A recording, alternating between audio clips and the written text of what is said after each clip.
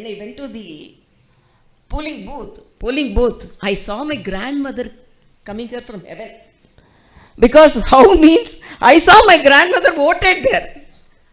So this type of things also, now election commission is taking more efforts to remove the dead voters. But sometimes we as politicians, we have faced so many things.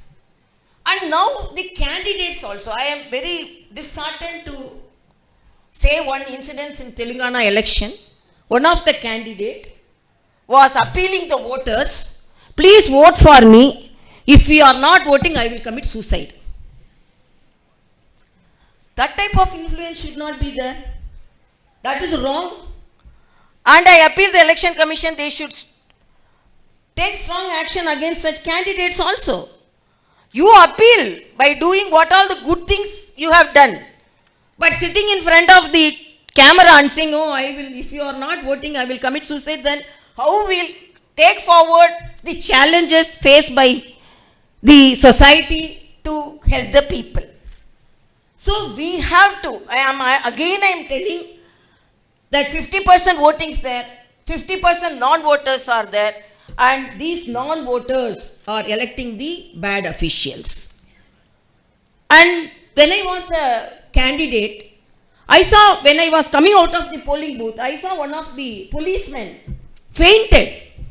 Then I immediately approached me as a doctor. I went and gave first aid. Then I asked, why you fainted? Then he told, for 5 to 6 days, I am continuously on duty. So here police officials are there. So I appeal them, whether it is collector or teachers or the organizers or the police officials, look that they get adequate rest and there good gap between their duties, because each and every one productivity should be there. So it's already late for me, but again my appeal is, you all should be motivated, and the motivation should start from the college level for the first time voters, and the elders should be motivated to get their votes from home, and all the collectors and all the organizers from today, they have to work, and there should be a competition between the electoral officers who will vote maximum, whether they get 90% votes or 95% voting. So maximum number of voting, and I think sometimes only the advertisements are not helping us. సర్పంచ్లకు నేను చేసే విజ్ఞప్తి ఒకటే, ఈ ప్రభుత్వం ఇవాళ 30 తారీఖు లోపల మరి ప్రజల చేత ఎన్నుకోబడ్డ ప్రజాప్రతినిధులను కాదని ఇవాళ ఉద్దేశపూర్వకంగా వాళ్ళు మరి కొంతమంది వాళ్ళ తొత్తులను పర్సన్ ఇన్ఛార్జ్లుగా పెట్టుకొని నడిపించాలనే ఒక ప్రయత్నం ఏదైతే చేస్తున్నదో ఇది వాంఛనీయ పరిణామం కాదు. అందుకే మేము గౌరవ సర్పంచ్ సోదరులను కూడా కోరుతా ఉన్నాం, మీరు కూడా ప్రభుత్వాన్ని డిమాండ్ చేయండి, మీరు కూడా ప్రభుత్వాన్ని అడగండి. తప్పకుండా ప్రభుత్వం ముందుకు రావాలి. ప్రధాన ప్రతిపక్షంగా మేము కూడా దీనికి అండగా నిలబడతామని చెప్పి కూడా తెలియజేస్తూ, మరి గణతంత్ర దినోత్సవం నాడు మరొక విషయం కూడా మీ దృష్టికి నేను తీసుకొని రావాలి. బాధాకరమైన పరిస్థితి ఏమంటే, రాజ్యాంగ పరంగా హెడ్ ఆఫ్ ద స్టేట్గా ఉండేది మన రాష్ట్రానికి గవర్నర్ గారు, ఎందుకంటే కాన్స్టిట్యూషనల్ హెడ్ అంటారు వారి. మరి ఈరోజు రాజ్యాంగబద్ధమైన గవర్నర్ పదవిలో ఉన్న ఇక్కడి గవర్నర్ గారు ఏ రకంగా వ్యవహరిస్తున్నారో ఇవాళ రాష్ట్రం మొత్తం చూస్తూ ఉంది, రాష్ట్ర ప్రజలు మొత్తం గమనిస్తూ ఉన్నారు. ఒక 4 నెలల కిందట అనుకుంటాను, ఆనాడు అప్పటి క్యాబినెట్, కేసీఆర్ గారు ముఖ్యమంత్రిగా ఉన్నప్పుడు అప్పటి క్యాబినెట్ ఒక నిర్ణయం తీసుకుంది. తెలంగాణ ఉద్యమంలో ఆనాడు క్రియాశీలంగా పనిచేసిన గౌరవనీయులు మా ఉద్యమ సహచరుడు సోదరుడు ప్రొఫెసర్ దాసోజు శ్రవణ్ గారిని మరి క్యాబినెట్ తీర్మానం చేసి గవర్నర్ కోటాలో ఎమ్మెల్సీగా ఎంపిక చేస్తూ, వారితో పాటు మరి షెడ్యూల్డ్ ట్రైబ్గా ఉన్న ఎరుకల సామాజిక వర్గం, ఎందుకంటే జనరల్గా అవకాశాలు రావు కాబట్టి ఒక మాజీ శాసనసభ్యుడు, సామాజిక ఉద్యమాల్లో పాల్గొన్న మరొక సోదరుడు సత్యనారాయణ గారు, ఇద్దరిని కూడా నామినేట్ చేస్తూ ఆనాడు కేసీఆర్ గారి క్యాబినెట్ నిర్ణయం తీసుకుంటే, ఈ గవర్నర్ గారు రాజకీయపరమైన సంబంధాలు ఉన్నాయి అని చెప్పి ఆనాడు శ్రవణ్ గారిని అదేవిధంగా సత్యనారాయణ గారిని నామినేట్ చేస్తే, క్యాబినెట్ నామినేట్ చేస్తే తిరస్కరించడం జరిగింది. మరి ఈరోజు వార్తలు వస్తున్నాయి, నిజమా కాదా గవర్నర్ ఆఫీస్ ధృవీకరించాలి, చీఫ్ సెక్రటరీకి చెప్పాలి.